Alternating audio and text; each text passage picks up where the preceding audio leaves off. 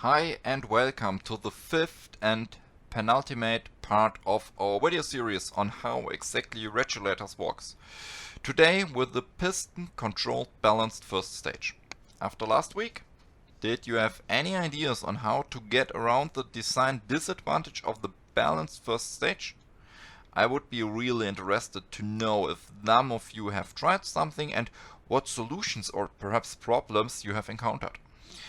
Be that as it may, today there is a possible solution to avoid the tank pressure decreasing as the dive time progressing, having any effect on the regulator's opening mechanism.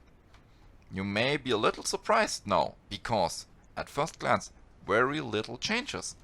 And it is precisely for this reason the only slightly higher design complexity and the many identical or at least very similar components that these regulators are very often found in the higher price categories.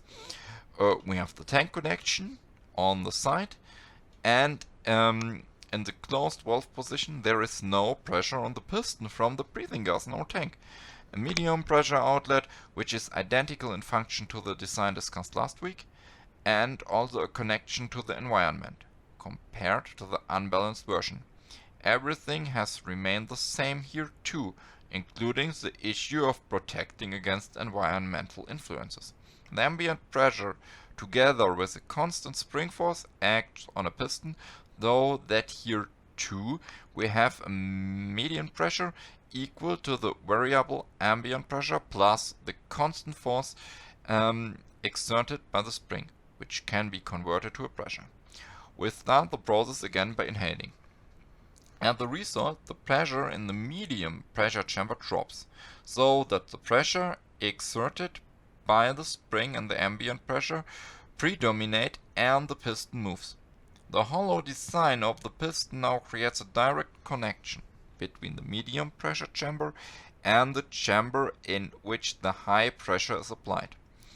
The air is distributed in both chambers, and at the same time more air or breathing gas flows out of the tank until the force is sufficient to push the spring back into its original position, thus separated the two chambers again. Okay, we got through it very quickly today, but since we started with the basics and you already knew a lot of it from last week, that's not surprising. I hope it was still easy to understand, but I'm sure that with the knowledge from last week you had no problems following the whole thing. And if it wasn't the case, please let me know, either in the comments or on my socials via PAN. And as always, liking and leaving a free subscription would be great. Otherwise, I'll say goodbye for today and look forward to welcoming you again next week when we will be devoting ourselves to the last part of this video series, the diaphragm-controlled balanced first stage. And until then, I wish you good air and say ciao.